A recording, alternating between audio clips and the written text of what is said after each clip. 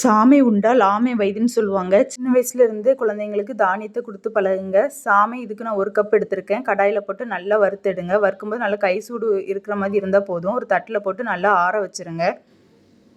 Dark சாக்லேட்டை நல்லா பொடுசாக cut பண்ணி எடுத்து வச்சுக்கோங்க. எடுத்து வச்சுட்டு ஒரு கடாயில் தண்ணி ஊற்றி நல்லா கொதி வரும்போது டபுள் பாயில் மெத்தடில் சாக்லேட்டை நல்லா மெல்ட் பண்ணிக்கோங்க.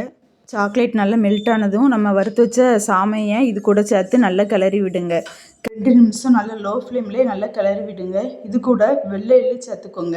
எள்ளில் நிறைய சத்து இருக்குது, அதனால் அதையும் கொஞ்சம் சேர்த்துக்கோங்க. சேர்த்து நல்லா கிளறிட்டு ஒரு தட்டில் பட்டர் பேப்பர் இல்லைனா நெய் தடவி நல்லா ஈவனாக நல்லா பரப்பி விடுங்க. பரப்பி விட்டுட்டு அது மேலேயும் கொஞ்சம் எள்ளு தூவிக்கோங்க.